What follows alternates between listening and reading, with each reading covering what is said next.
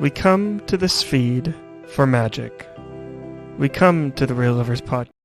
Wait, that's the wrong intro. I'm sorry. I'm going to play the right one. Here's the right one.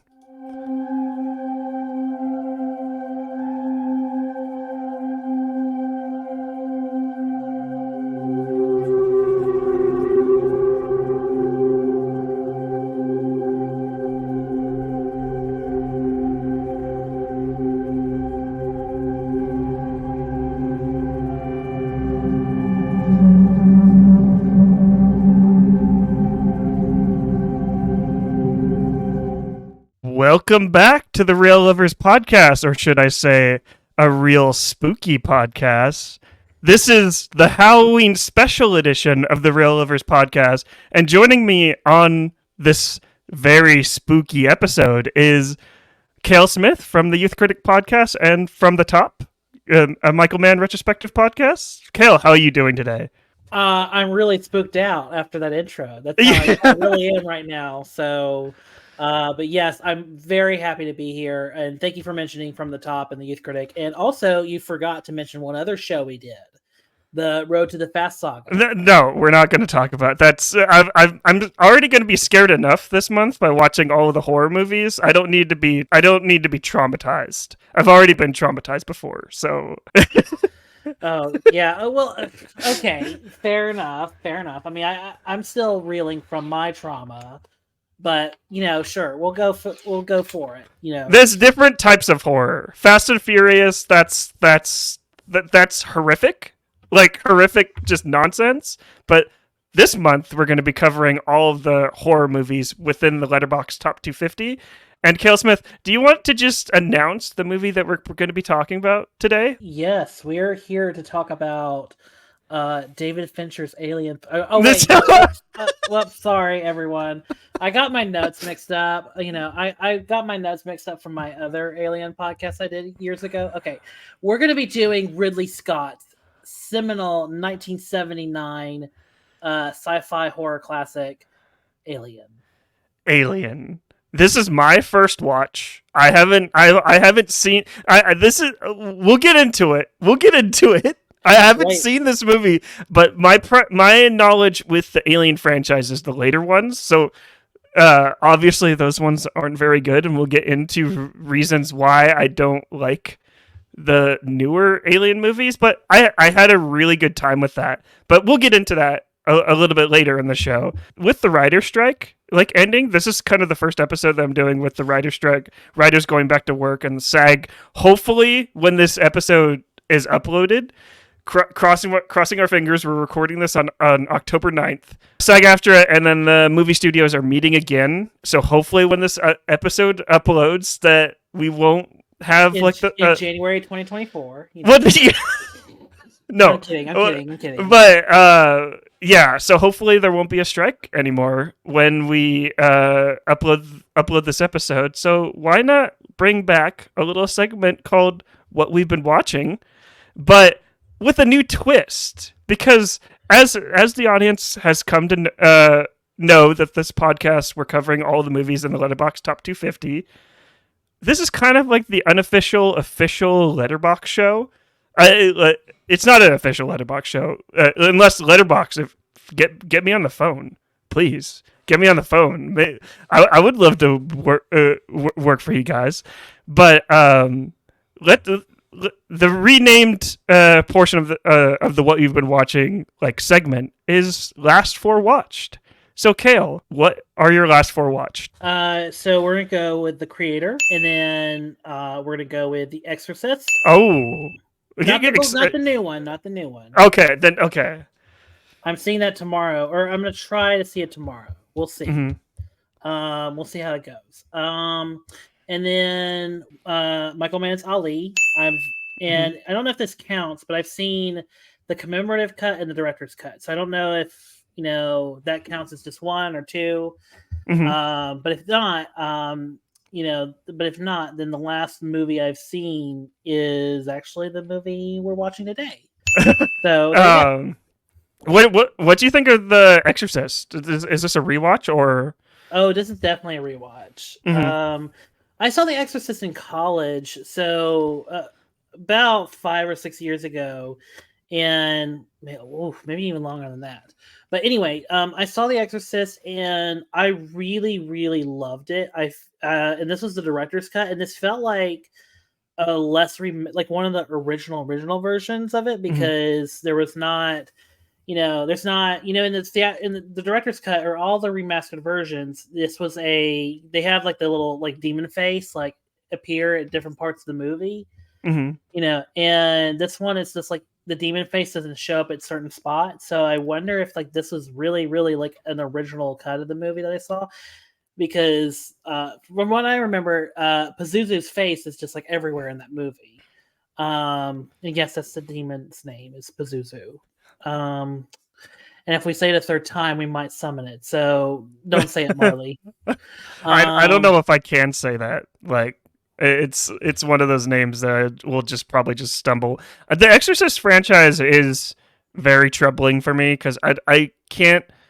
I think I've seen one of them when I was working at a movie theater, and I can't really remember all that much, except for the part where it just any time like an exorcism is happening on screen, and I would do a theater check at that point.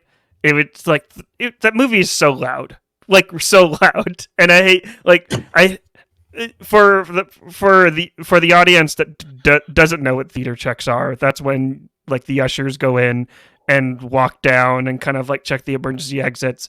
And every single time when I would walk in front of the screen to get to the emergency exit on the opposite side of the theater, just the loud jump scare immediately like comes up, and I'm just like jumping like out of the way. It's just like it's so frustrating. So that's kind of like my personal like vendetta with the Exorcist franchise, is just you must have seen the Rennie Harlan version, because was this like in the mid 2000s, Marley? Do you remember? You are you dating me at this point? I don't. Well, I mean, there's not been an Exorcist movie, and like the Exorcist like movie itself does not have like a lot of jump scares. Okay, I think it's early 2000s, so it's probably not an Exorcist movie that I'm thinking of. It's just a movie that has an exorcism in it. So okay, all right, okay, yeah, but yeah, no. It's just like, but yeah, I was about to say like, there's not really that. There are a few in the original Exorcist, but it's not like it's not like the Nun, or it's not like where a Conjuring movie where it's like every 5 minutes there's somebody grabbing at the screen. So shots fired at the Nun. Hey, just an example. I don't even hate those movies. But yeah. So, and then we saw. Well, you've seen The Creator. Yeah, we talked about it on the bonus episode of the Real Lovers podcast with Tyrone from the Circle Club. So yeah. Okay. Everyone should go listen to that. So yeah, please do. Yeah. So, because we all need. Because yeah. But yeah, so I've seen The Creator. Really good movie. I understand it was very hyperbolic to call it the top 10 sci-fi movies of all time. But I didn't say that, but other people did. So, but I do like it. And then what was the other one I mentioned? Ali. I'll save that for when I do From the Top later this week. And everyone should go listen to that episode.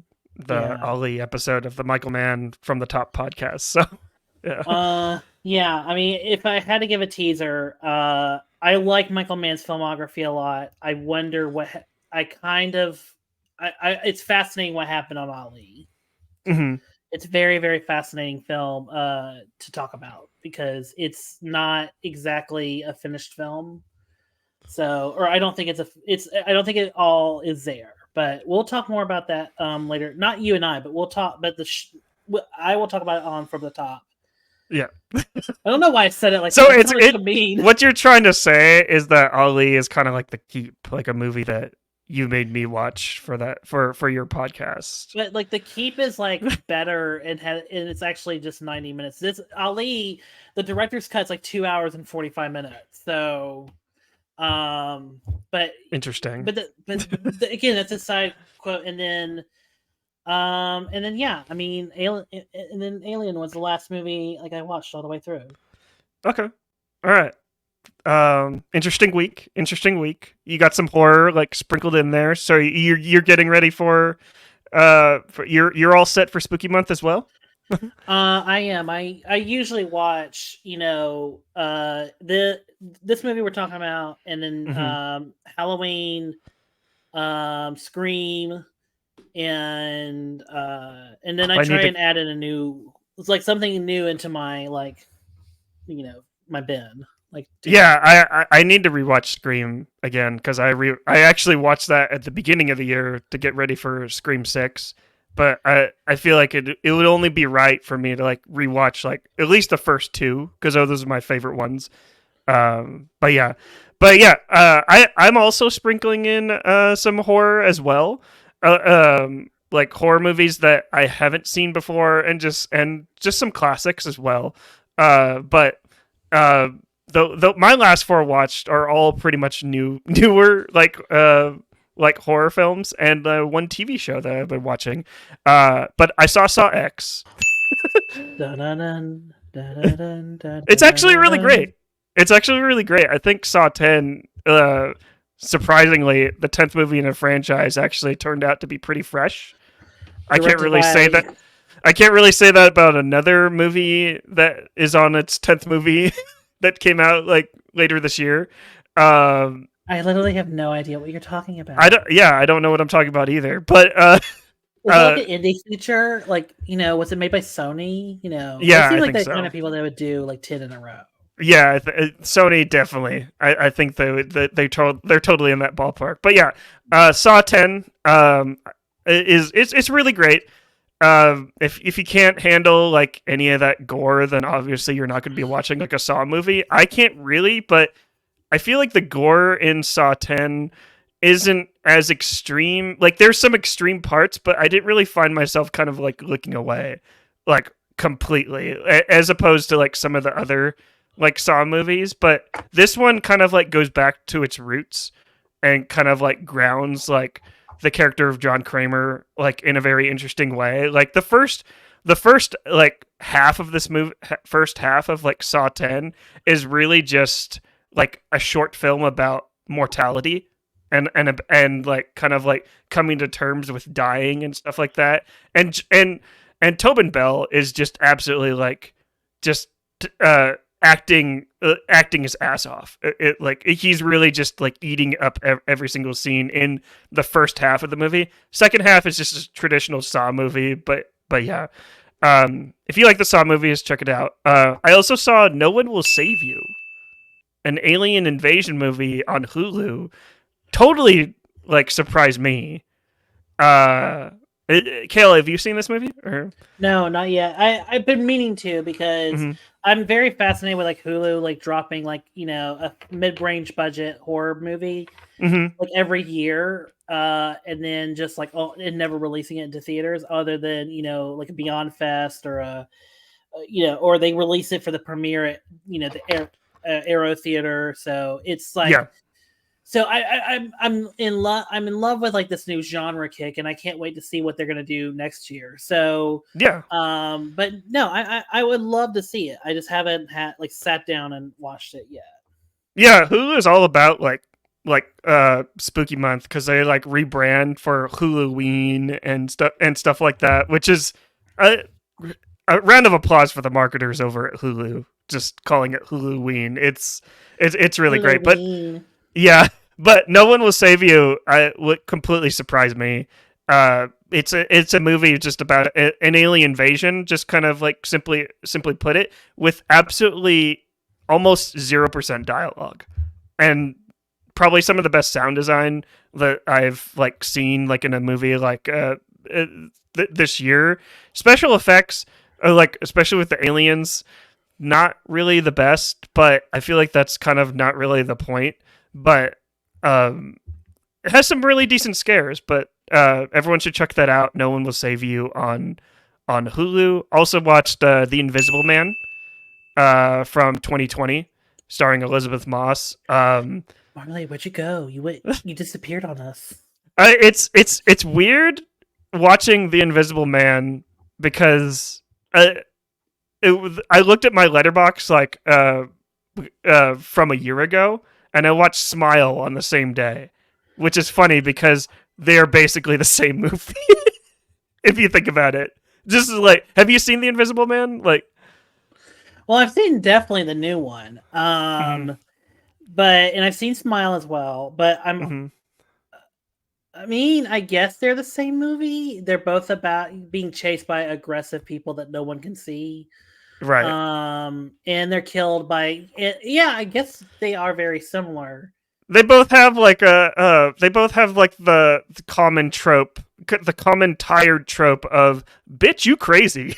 So because Elizabeth Moss definitely has like moments where she's like talking to no one and people are like, what are you doing? I'm like, no, he's here. Like, my ex is here. And just like, I feel like The Invisible Man kind of like deals with a lot of like kind of like like trigger warning, like domestic abuse. Yeah. And I feel like it walks that very thin line of like just a very thin line of like being problematic, but I feel like it at the end of the day, like when the credits rolled, I felt like it did it pretty respectfully because she walks out okay, a little traumatized, but at least she's like better than like no spoilers for Smile, but better than how she ends up.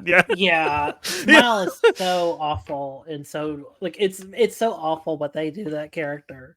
Yeah, and that's what I kind of liked about The Invisible Man, like at least like the newer version, just because it feels a little bit more tame than Smile, like, and also kind of it knew what to do with its time better than Smile did. Smile was just like, I felt it was over 2 hours, like well over 2 hours, and I'm just like, you don't need to be this long. It's almost like Lee Winnell is a great filmmaker or something. Yeah, just a bit.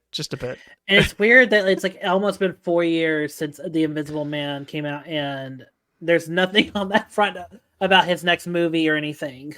Mm-hmm. Yeah. Like, I don't know. But that's a great film. You can watch The Invisible Man on Amazon Prime, I think. I didn't look that up. Is it not on Peacock? Actually, you know what? You're right. It's on Peacock. I watched it on Peacock. I was about to say, it's like a Universal the forgotten movie. Streaming service, Peacock. Yeah, where they have a cock and... I'm not, never mind. Just stop. Stop while you're ahead. Stop while you're ahead. And then definitely while I'm ahead. Oh. And then last but not least, I watched The Other Black Girl on Hulu. It's a Hulu original. I've been watching that recently. Really great kind of like show about just like workplace dynamics and being like black in the workplace and like what black women go through, like, and the kind of like the struggles that they have and just how they maneuver like through like that type of environment. But if that any of that interests you, it's based on a novel called The Other Black Girl. But I've been watching that. You can watch that on Hulu. But yeah, Kale, have you heard of The Other Black Girl? Or I think I have. I think I've seen ads, but I've not seen the show yet. Mm-hmm. Because you described the because I was like, okay, what is The Other Black Girl? Like, what is that about? And then you went through the premise. I feel like, is it like, so it's a like workplace, is it like an office space kind of deal where, or like they're in an office a lot, or am I thinking of something? Am I thinking of something completely different? It's in an office space, and it also has like a little bit of a thriller like vibe to it as well. I don't want to spoil that too much, just because I found that the way they kind of like wove like a little bit of horror and thriller into it, kind of very unique, and I don't want to spoil that for anyone. But I don't know, it's just really well made. There's some really great performances, and people should check that out. But yeah, have been our last 4 watched. Let us know in the comments down below what you have been watching. Post what last 4 movies that you've watched in the comments down below. But without further ado, Kale, shall we go on a voyage? Well, no, that's Marley. I want to be taken to somewhere where no one can hear me scream. Yes. No, what? Yes. Let's go to a place where no one can hear us scream. Let's get into our review of Alien from 1979, directed by Ridley Scott.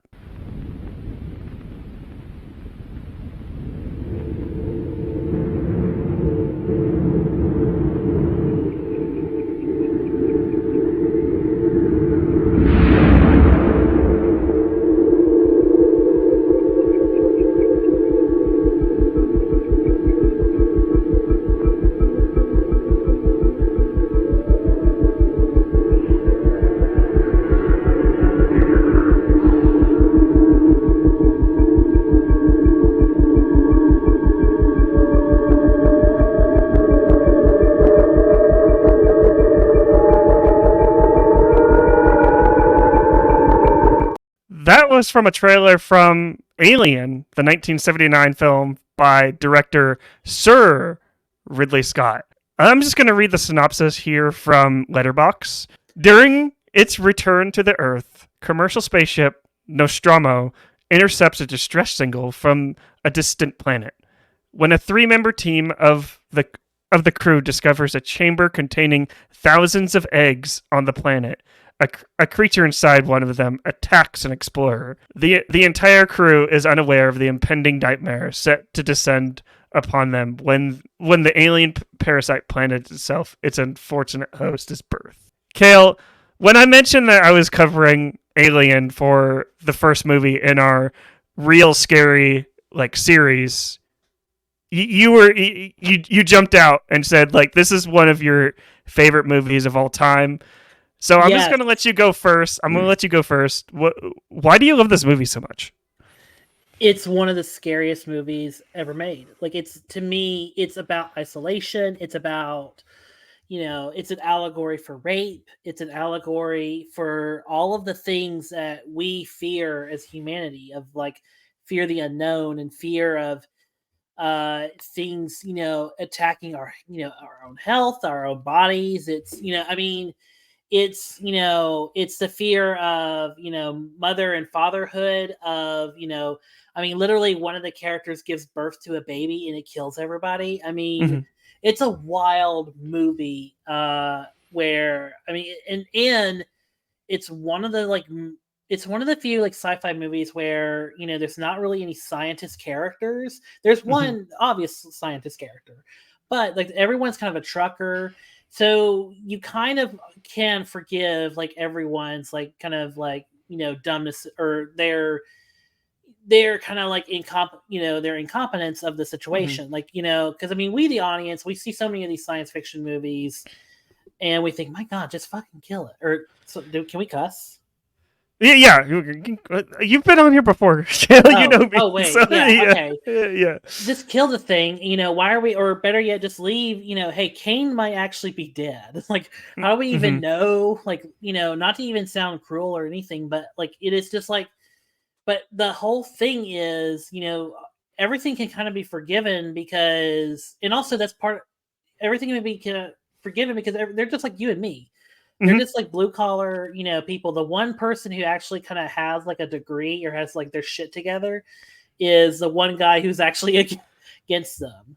So it's everything. It's the total nightmare fuel. And then even worse, when you sit down and you realize who the main character actually is, and you can go back and rewatch the movie and realize just how horrifying the situation is for Ripley, because she's the one who's actually smart. She's actually the one who's no, we got to do this, we got to do that. We can't just, we have to quarantine Kane.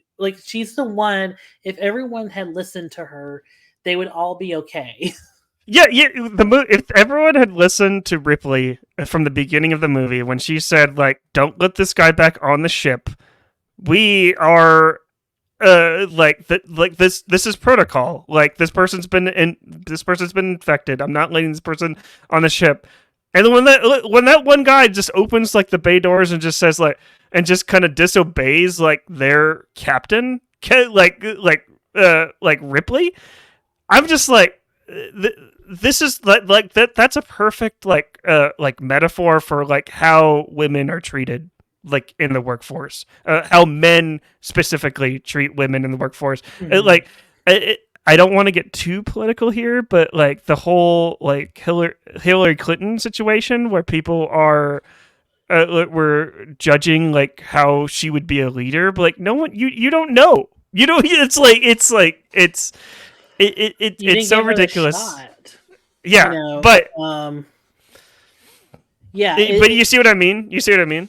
No, exactly. I mean, it's exactly how, I mean, it's how women are treated. They're even violated, to a certain extent. I mean, the whole final battle in the movie is her alone and naked against the alien. Like, she's completely in a vulnerable, like, she is constantly in a vulnerable position.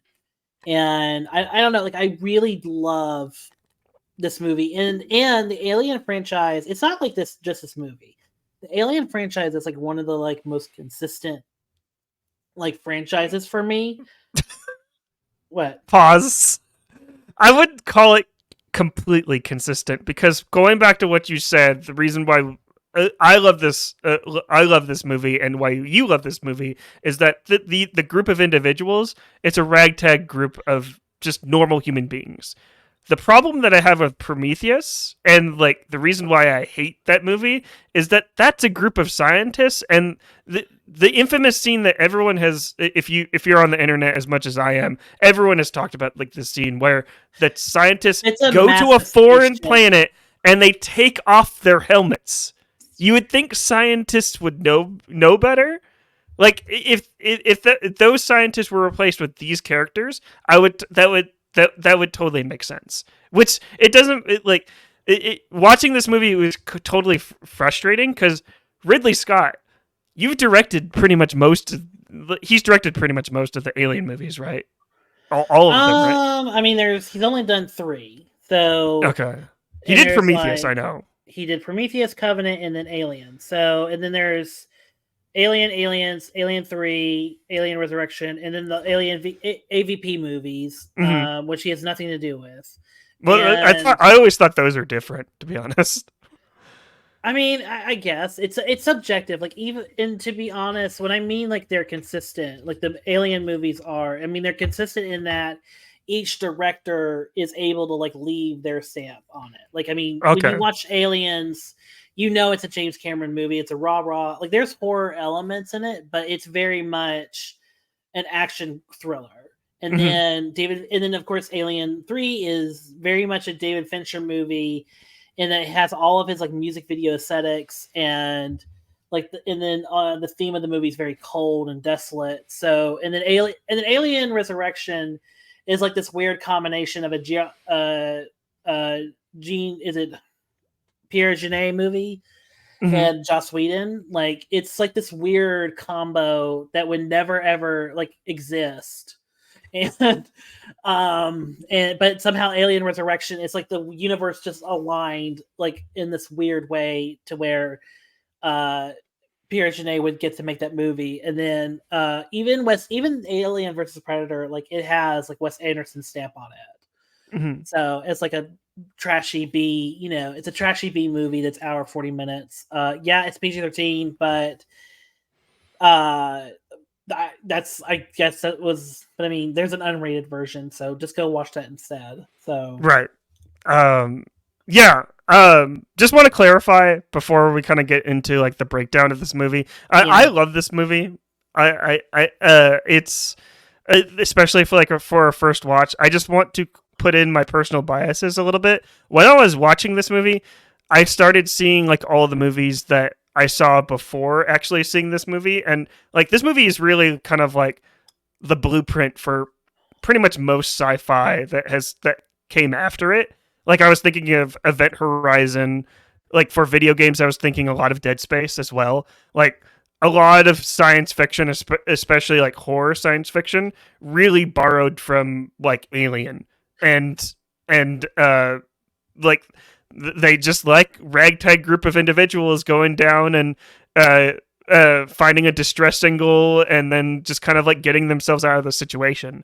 And not saying that that's bad. It just, since I've seen like those like movies like Event Horizon like before, I was just kind of I don't want to say I was bored like with this movie, but it was kind of like familiar territory for me. Does that make sense? It does. And to be fair, like Alien is kind of like what Jaws was to the summer blockbuster, or what Halloween was to the horror genre. Like it's very much like Alien very much is like it redefined science fiction horror, in the monster movie like forever. Like it like even if you look at like a year or two later and you go to American Werewolf in London, it's that movie's very much shot in a way to where, and they kind of, to be fair, they kind of have to, because when you have like realistic, monster effects, you kind of have to hide, the person, running around or, only wearing half the suit or whatever. So, but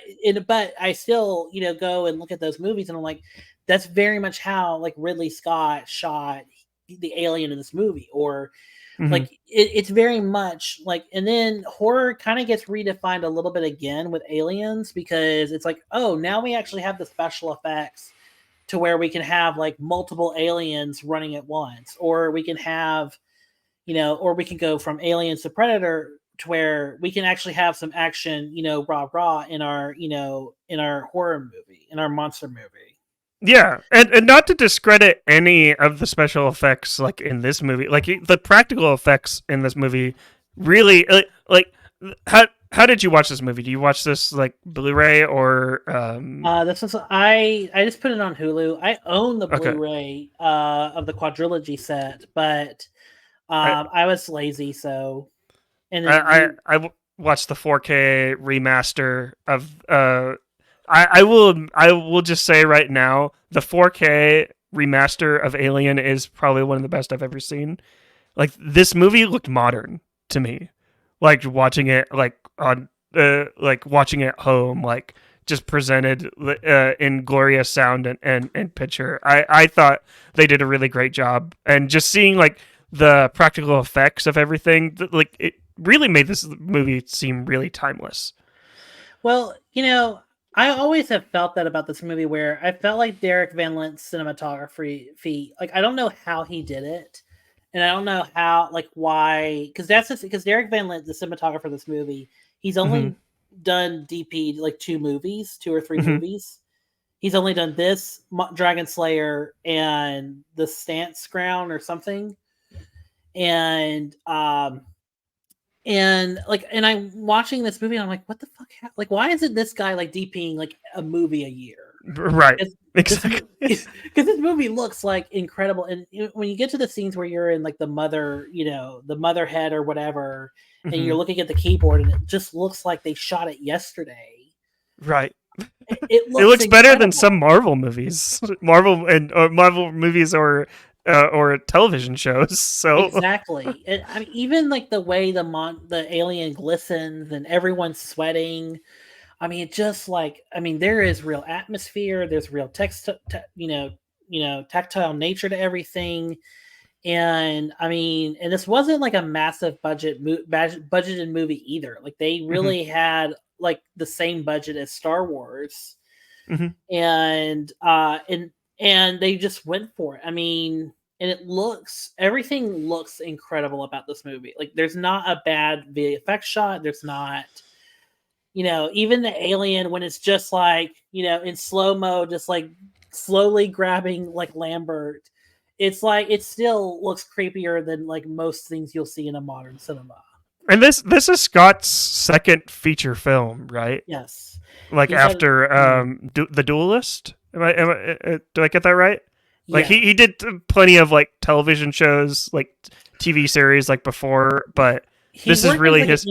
He worked as like an English like news producer, like as a news director, and then he did commercials, and then of course music videos, and then he does The Duelist, with what's the Mean Streets guy? Harvey Keitel. Harvey Keitel. Yeah. Mm-hmm.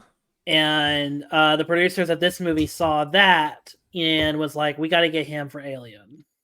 And like on social media, I've been noticing a lot of people are bringing up like director trifectas. Like, what are the best, like, what's the best trilogy of movies that a director has ever done? I think you could put Ridley Scott in that camp, because you got The Duelist, then you got Alien, and then afterwards, help me out, Kale. Blade Runner. Blade Runner. Yeah, Blade Runner. Like, that's a really great first 3 films, like, to start off like your directorial like debut. Would you think that's fair to like put him in like in that camp? Oh of, yeah, no, it's incredible, and I haven't seen Legend yet, so I don't know if it's like a quartet of good movies. Just because that movie's that movie's also kind of infamous. And that movie has 2 different cuts, like completely different cuts. So I don't know, like I wouldn't even know where to start, like with Legend. But what you mentioned is like those 3 movies, like it is a perfect trifecta, because you get like his already like medieval age movie already, before he even does Gladiator or Kingdom of Heaven. And then you get his science, like the first science fiction movie, and it is incredible. And then he ends the trilogy with, like, to me, like the best movie of all time. So it's definitely amazing trifecta. Yeah. I still have to see Legend, but yeah, Ridley Scott is a force to be reckoned with. But without further ado, Kale, should we get into like this breakdown, like scene by scene of Alien? I don't do this often, but I felt like Alien is kind of like the perfect movie to do this with, just because there's not really much story here. Like it's really pretty simple. Like a crew just kind of like gets a distress signal and they go fly down, and then stuff goes down. But that's the whole movie. Yeah, exactly. There, we did it. But yeah, but what do you think of this opening sequence of like the slow reveal of like the alien? You saw it a little bit in the trailer that I played, like before we started discussing this movie. But what do you think of like this shot, all these shots through space, and then the Alien title kind of like slowly being revealed? Because when I first saw that, I was just like, this is a Ridley Scott film. I can immediately tell. Like, this is. I know this is his second film, but this is some Ridley Scott like shit, like up in here. So, well, to me, the opening it's great, and it's a good mood setter. Like, it's not like the stuff with like they're going through Saturn and whatnot. It's not like, it's very painterly. Like, it's very much like someone painted, in animation. But what I will say about it is that it sets the mood the whole way through. I mean, because the music is kind of weird, it's malign. It's very much like, Ridley Scott was a massive fan of Jaws and the Texas Chainsaw Massacre, and just was like emulating the openings for those movies to match, his opening. And I loved, of course, the reveal of Alien. Like, it's it's a lot quicker than I, remember it being. So, yeah. I just like the reveal of it, because it shows, it kind of goes from an alien language into English, like a language that we can read. I just like that slow transition into that. And then we are introduced to our crew members. They're awakened from hypersleep, and I just kind of like the way they just get revealed. They just like Ridley Scott's just like, oh well, here are these people. Like they've been, we don't know how long, like they've been traveling like through space. We just kind of like we start a day with them. And what was that? Well, I was about to say, like, they kind of like when John Hurt like wakens, he like wakens in almost like a baby. Like he wakes up kind of like how you know how like a baby, they have to like reorient themselves and just like kind of catch their breath. It's almost like a baby like fresh out of the womb. Like they're and that's kind of like how these people are treated. They're just so fresh and green. They have no idea of like the danger that's upon them. Right. It's a great. It's a slow opening. But I mean, we're gonna get to the scariness in a little bit. Right. And then we get like a slow opening with them, like you mentioned, with them kind of like having dinner and like talking, kind of just some traditional classic dialogue. They're talking and then about we get their the bonuses, Yeah. Some dialogue just to get you into like who these people actually are, and then you get the distress signal, from a nearby planet. So they're like, let's go explore like this planet. And Kale, do you want to take it off from there? Yeah. Well, yeah, they're ordered to by Mother. They get a distress signal of some sort, so they're ordered to. And it's so weird going to this like it's so weird. Like they are going to this weird ship that looks like the half of the mermaid from the Starbucks logo. It's completely unintentional. Completely unintentional. Or intentional. Ridley Scott, let us know. Like maybe Ridley Scott, maybe like the Starbucks founder that really was a big fan of Alien was like, no, her fins have to be shaped like the freaking ship from Alien. And then if you want to even add even more to the weirdness, they enter into like what looks like a giant. I don't even know how to appropriately say this. They open into a giant woo-ha. Just say vagina. Just say it, vagina. That's what I was thinking. I'm just like they're entering into this thing's massive vagina, which implies even further that when they get into the crevice, they're entering into its like ovaries, and that's where the eggs are. So it's just like, oh yeah, this movie is very sexual. Yes. I mean, the head of the alien is like a giant black penis. Oh my sorry. God.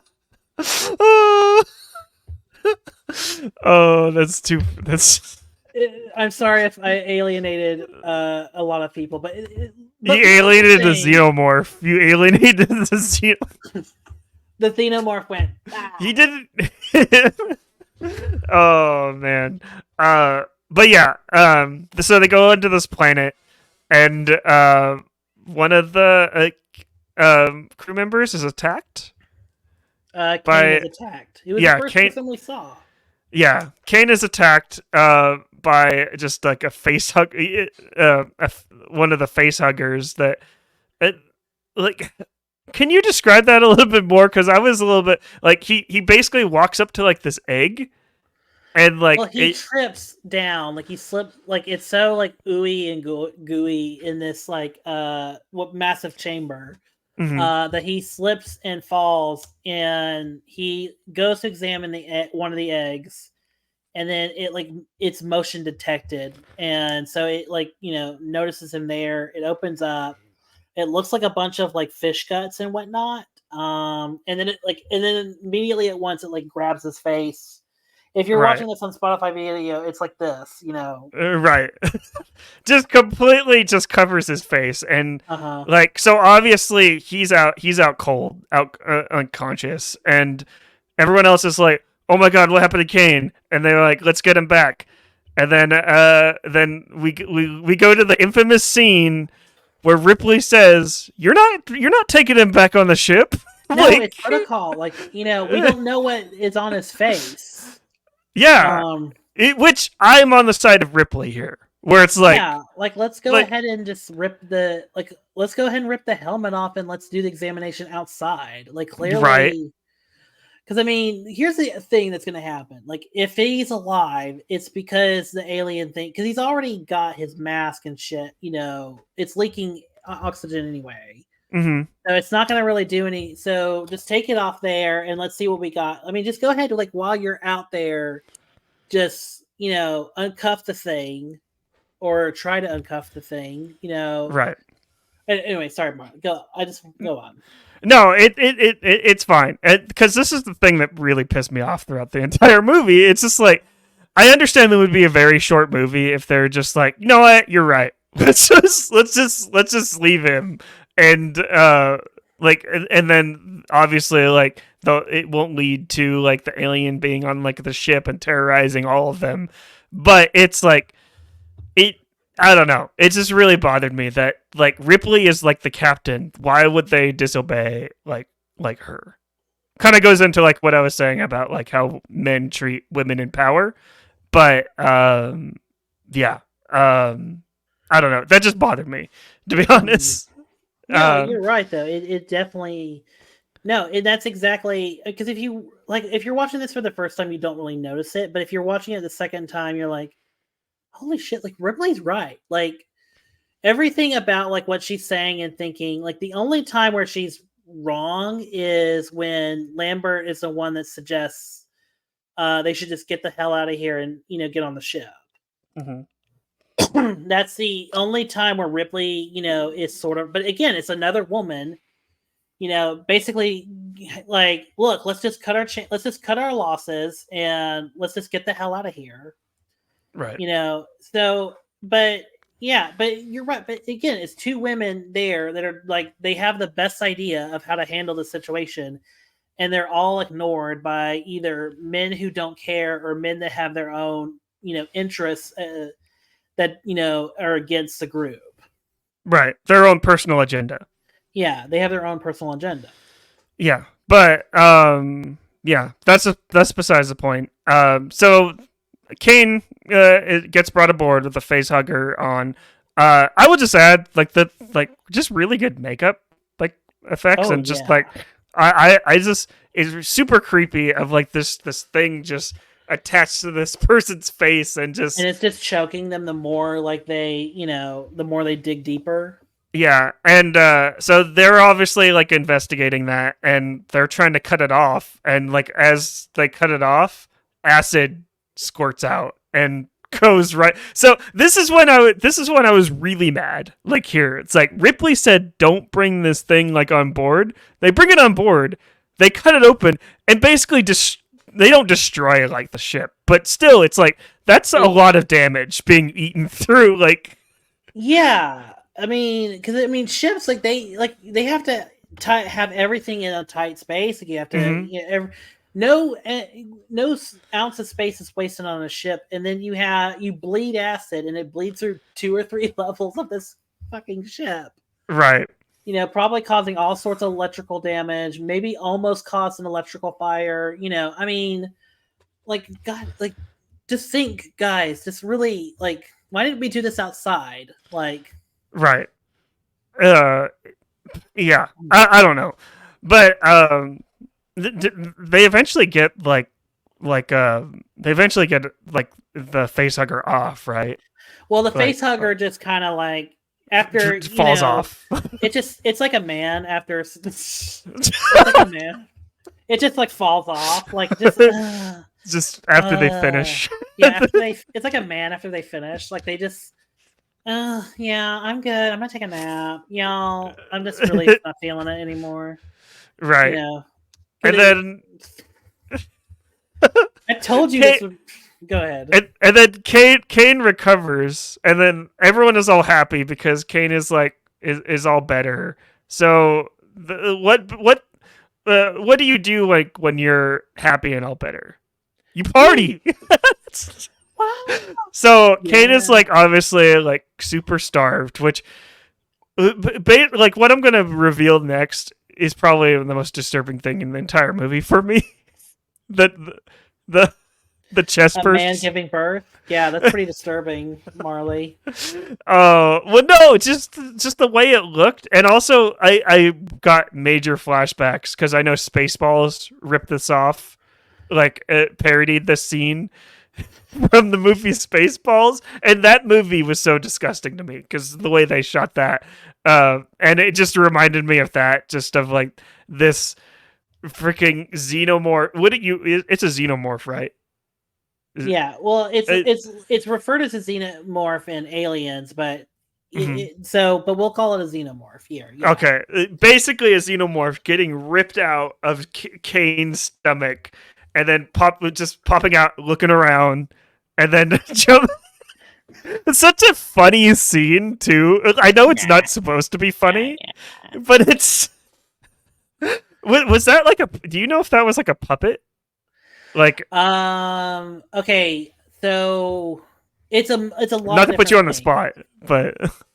Well, here's the thing. I've seen this movie 100 times, and I've seen like the special features of it like 100 times. So, how it happened is none of the actors knew what was going to happen. Like they didn't know. I mean, they knew there was like a chest burst. Like they knew something was going to come out, but they didn't know like how it was going to do it.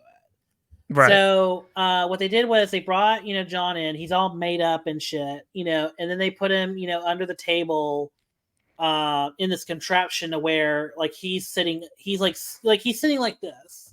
I don't the video people don't know what I'm talking about, but he's kind of like sitting up, and then his body, and then like a torso of his body, and then there's like 6 or 7 different people like maneuvering like his dummy body to where it'll land perfectly to where it can burst out of the the stomach of this thing. Originally, it didn't come out right because it really was supposed to be a chest shot, and it's more like a stomach shot. Right. But it was like puppeteered, and then when it moves like past everyone, it's done in reversed. Like it is sort of like puppeteered. It's more like wired. Like it's on a track, and then they. It's so funny the way it moved. I was just like the way it just like it's totally like a newborn. Like when a newborn like is born, it's looking around, kind of like investigating its scanning its environment, and then boom, it's out of there, and just like now you have like this alien just kind of like running around, and I feel like this is the whole movie at this point. It's just kind of like the alien loose on the ship, and like the crew kind of like I don't know how much we have to break down. Like I guess we could talk about like some of our like favorite like moments, like with this alien terrorizing like this crew. I just can I just mention the greatest performance by a cat in a movie? Jonesy. Jonesy. He's my favorite character. He's my favorite character. I love Jonesy. I love him. I just love like that kills that I believe it's the first kill from the xenomorph, and it's just a close up of the cat, and like you just see the cat just like with its eyes. It's just like it's so good. So good. I love it. So good. We lose Harry Dean Stanton pretty early in this. Mm-hmm. But I mean, it is sort of his fault. Like he lets the cat go because he doesn't realize, like, oh, they still have to like, because if the cat just is wandering around, they're still going to catch him on the thing. Like, so, but he gets killed by this like rapidly growing alien. Right. And which, by the way, probably like just really cool like idea of or just like a really cool scene where he picks up like the alien skin. He picks up the alien skin, and that's like Ridley Scott like letting us know like, hey, this thing's getting bigger like now, and it's just like he just picks it up and just drops it like on the ground. It's like snake skin. Basically. Yeah, which had me thinking a lot when I saw that scene where it's like don't you think that's kind of gross? The way snakes just like as they get bigger, they just shed our skin. What if that happened to us as we're growing? To be fair, I mean, the dust particles we breathe in is our dead skin cells. So okay, all right, never mind. Just not as gross. Well, it is gross. Yeah, because we breathe it. No, you're right. But could you imagine? Could you imagine if like instead of like dust particles, it was just like a skin, just like just. Oh, I feel so much better. like a haircut, or you go into a shop instead of your hair getting cut, you're just like, can you just rip my skin off? Like, right. Can I just get a fade on my skin? Just like yeah, can you help like pull this off? Like, anyways, but besides the point. Sorry. we're gonna. This is like we're kicking off so high here. We're crossing one out. Right, exactly. I had a really great time watching this, to be honest. I always have an amazing time. Yeah. So where were we? It was after like the cat. Brett is brutally murdered by the alien, and then everyone's like, I guess Brett's dead. Sucks. I didn't like him that much. Just kidding. He's talking about it's kind of annoying. Yeah, he just said yeah a lot. Yeah. Yeah. Like, he's kind of like this. He was kind of like a deadbeat, whatever. So Brett is dead, but they would know that it's going through the air shaft. Mm-hmm. So Dallas volunteers because he's the captain, and this is like kind of sort of his fault. Mm-hmm. He volunteers to go and like smoke the alien out, like with a blowtorch. Right.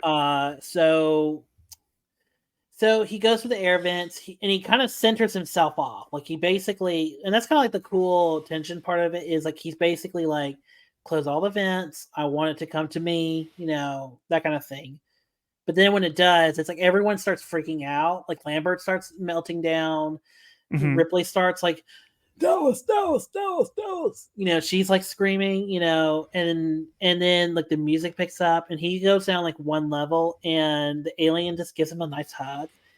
That's hands. What a nice little hug.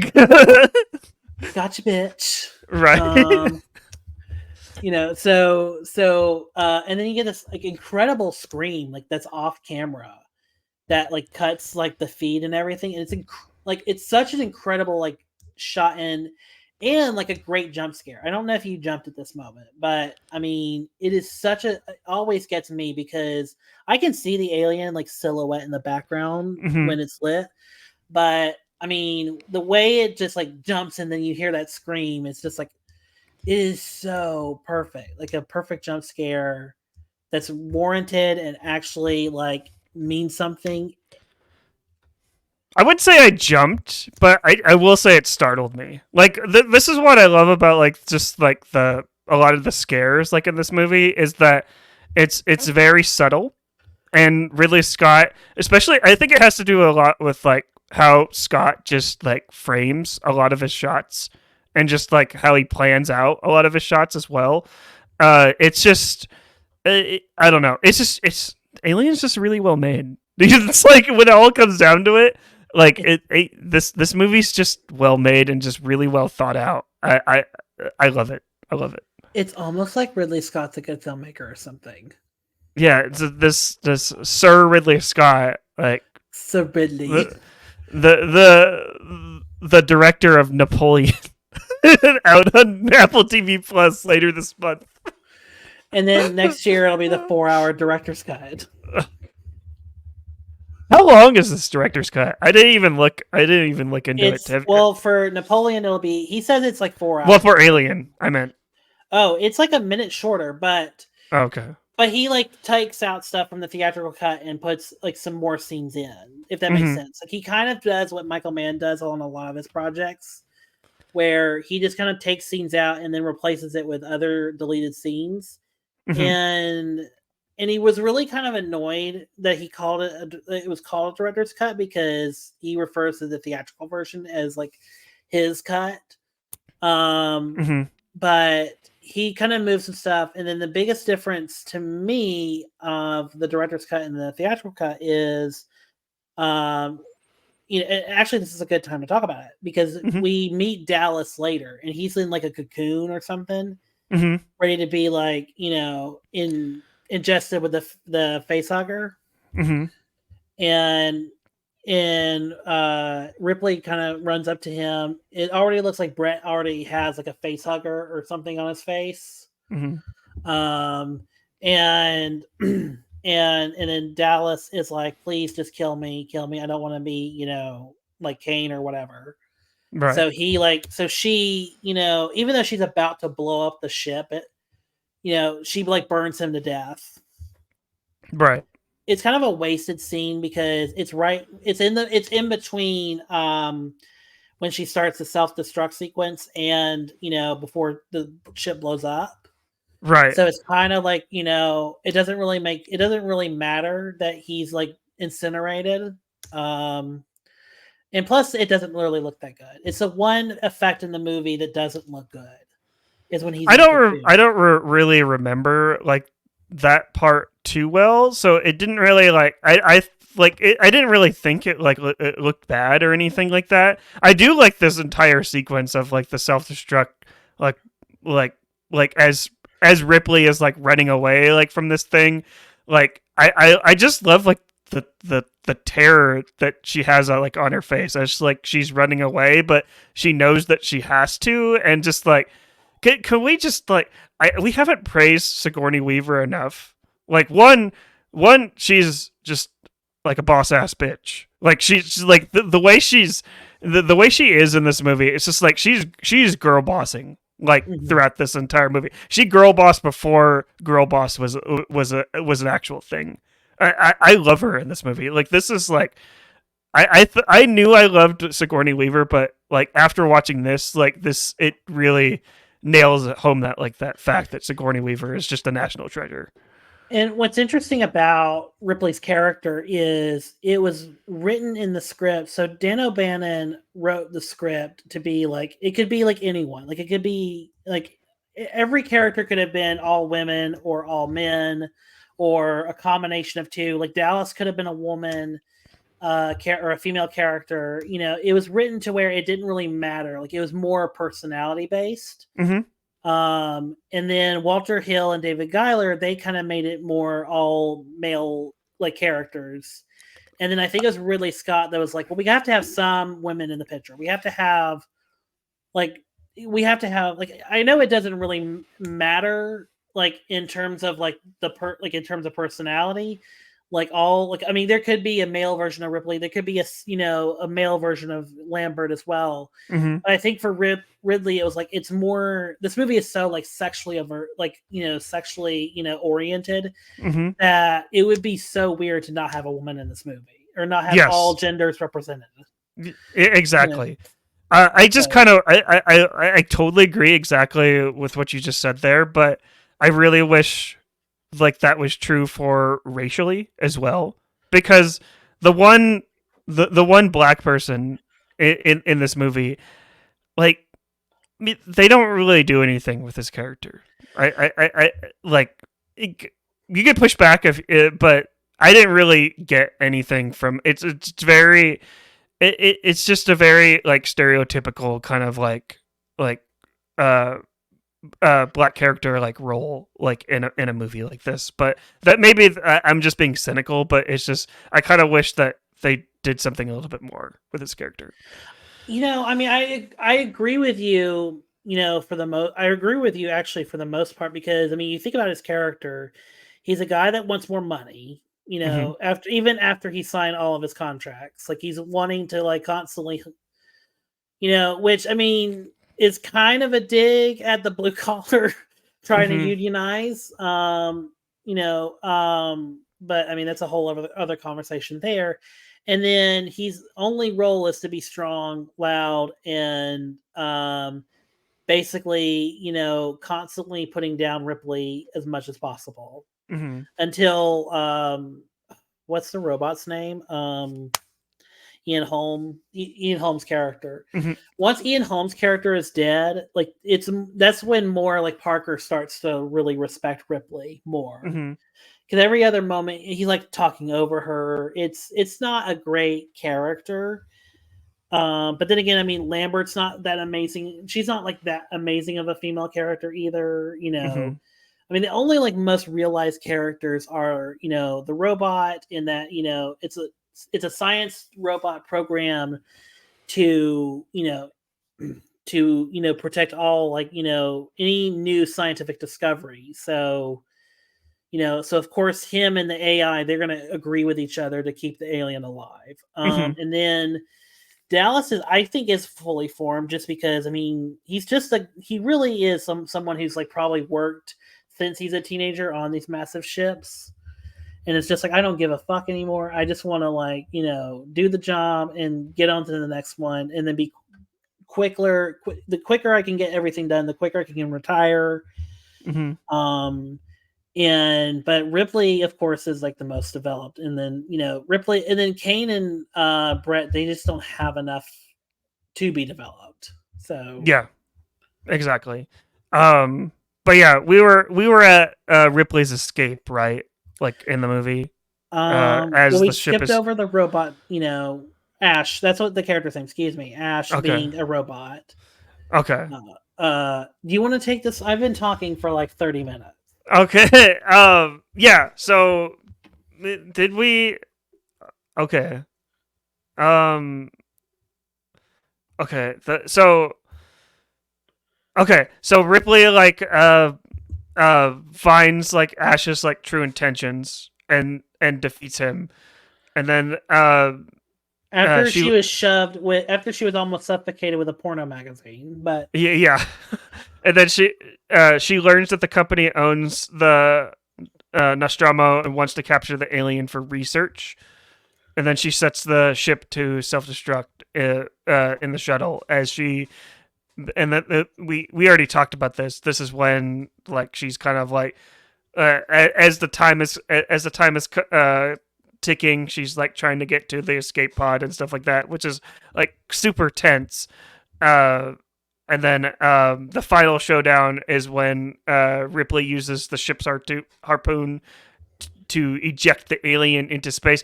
Probably the most badass thing I've ever seen Sigourney Weaver do in a movie. Like I love that. Like I love this scene where she's like she knew what she was doing. She knew what she was doing. It was part of her plan. Yeah, and to me, it's like the second scariest like shot of the movie is when she's turning her back towards the alien, and then she like it's like this nice like zoom in on her face, and then she turns around and it's like right behind her and it starts to hiss at her. Right. It's so like it's such a great scary shot, and then she just like slams the hatch open, just like what? Yeah, and it's if this was a comedy, this is when another ship would go by and just plows through, just like do that weird edit of just like just like and this is just roadkill or alien kill. Would it be alien kill or it'd be spaceship kill? Kill. Spaceship kill. She then activates the shuttle's engines and drifts into space, hoping to be rescued. And then the conclusion of this would be Ripley records a final log entry expressing her relief and uncertainty about the future. And then the film ends with the shuttle drifting away into space, leaving audience in suspense. Well, exactly. And there's one other scary scene we didn't talk about. And to me, it's the scariest scene in the whole movie. It's when before like they decided they're going to blow up the ship, the three of them, Parker, Lambert, Ripley, and we get this like very tense scene where she's on the shuttle and we find out that Jonesy is there with her and not the alien, and then the alien is with Lambert and Parker, and while it's like killing them both, Ripley hears it. And to me, like the scariest part about this scene is like her running and she's hearing both of them like screaming, crying for help. And like, there's nothing she can do. Like she's on, like, it's totally terrifying. Because it's space. Yeah. No one can hear you scream. Yeah. And just as the last scream is like being uttered by Lambert is when she's walking in. It's so fucking it's terrifying. It's absolutely terrifying. Every time I watch it, the hairs on my head stand up. Like, it's so scary. I totally agree with you, and like that scene would be nothing without like sound design. Like some of the best like like sound mixing and like sound editing happen like in this movie Alien. I'm sorry if I kind of rushed through like that ending. No, we got through the movie. That's basically it. Yeah. But is there any like more any final thoughts that you had to say about like I know you love this movie. Like it's I have my thoughts, but I'll let you go first since you love this movie. So well, here's the thing: we might actually, the more I talk about this movie, the more I might actually do an Alien retrospective because I just remembered there's another Alien movie coming out next year, directed by Fede Alvarez. So it's an untitled on Ridley Scott's IMDb. It's untitled Alien movie, like for 2024. Yeah, I mean, I don't know yet, but. Still, so we might revisit Alien again. I would like to revisit Prometheus, to be honest, to see if I actually hate it as much as I actually did. Same, because I mean, I haven't seen it since it was in theaters, and I don't hate it. It was just one of those where it's like Ridley Scott kind of got it right by making these characters truckers, and then like you said, the Prometheus characters and even the Alien Covenant characters. They're all scientists. Like we don't give a shit about these scientists because they're doing like the dumbest things. They're falling into like the plot traps of these movies. So exactly. And that's like I said, that's what I love about this movie. But I've said this before. I feel like when I was watching this, I couldn't help but think of Event Horizon and all the and like Dead Space as I was watching this, and I was just like. This is a retread, and I had to stop myself and be like, "No, know what, Marley? This came before. Like obviously, like this was a blueprint for Event Horizon and like all the science fiction horror movies that came after Alien." But I'll let you know a key secret. Paul W.S. Anderson, who did Event Horizon, this is his favorite movie. Like this is one, or at least one of his favorite movies. And when he was making Event Horizon, he very much wanted this to be kind of his Alien. In that he had already done an English film called Showing or something like that, or Shopping, excuse me.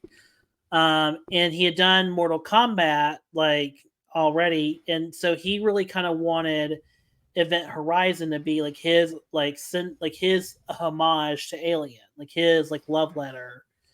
So that's why when you watch Event Horizon, it's like a deeply fucked up love letter to Alien. Yeah, and that's probably why I love it so much. And I don't know, I just thought it was amazing that like a movie like this can just inspire so many filmmakers like after that, because there's only like a handful of those type of films that come out in like film history, and I'm just glad that I saw Alien, like so I can kind of like see like those roots of how everything got started. But Kale, that was Alien, directed by Ridley Scott. Yeah. Kale, what you give the? I'm assuming. I already know your 5-star rating. Yeah, 5 out of 5. 5 stars on Letterboxd. I gave it 4.5 based on like my own personal biases. I still love this movie. I still love this movie. Like 4.5 is still is fine. It's just I'm going off the experience that I had. But yeah. Alien, a really fantastic movie. I really had a great time watching it. Horrific, and a great start to the Real Scary series that we're doing here on the Real Lovers podcast. But Kale, without further ado, where can people find you online? You can find me on Twitter, formerly Twitter. Brandex Twitter. You can find me on Twitter at Movie Kale. You can follow me on Instagram at kale.smith90. And also I run 2 podcasts. So the first one, the main one, is you do? the most important one. Just kidding. Sorry. Yeah. No. The most important one is the Youth Critic Podcast. This is the main show where we review current release movies like The Creator, like Exorcist Believer. Although I don't know if we're going to do a show on that yet. That's still to be determined. And then the other one is From the Top, the Ultimate Filmmakers Retrospective. This is where I'm currently doing a Michael Mann retrospective series. As of this episode's recording on October 9th, 2023, we are at The Insider. We just did The Insider, and we're going to drop Ali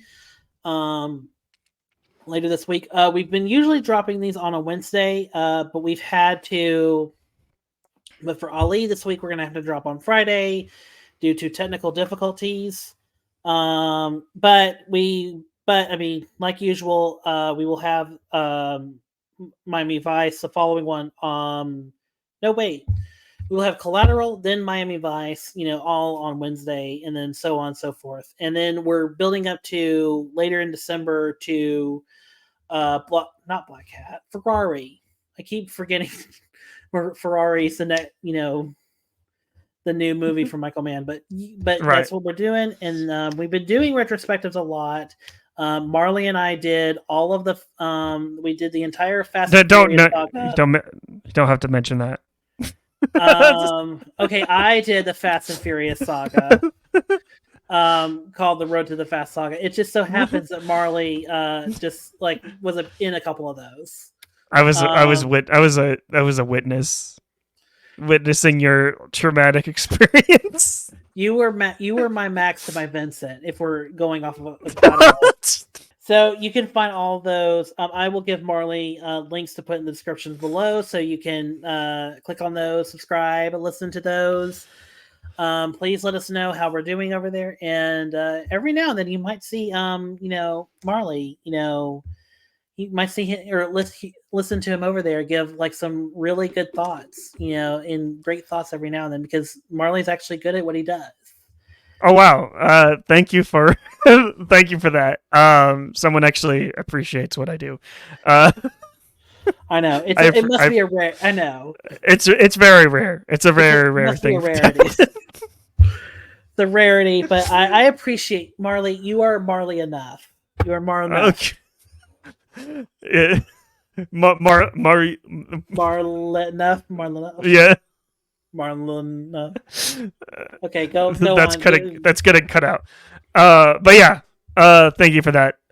People can follow me if they think that I'm enough.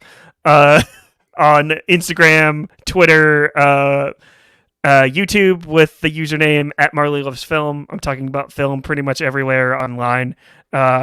Follow me, subscribe to my YouTube channel, and let's have a conversation about film. You can listen to this podcast anywhere where you listen to podcasts. Spotify, you can catch the video version, obviously, if you're probably watching this right now. And then Pocket Casts, subscribe there, Apple Podcasts, and give us a rate and review.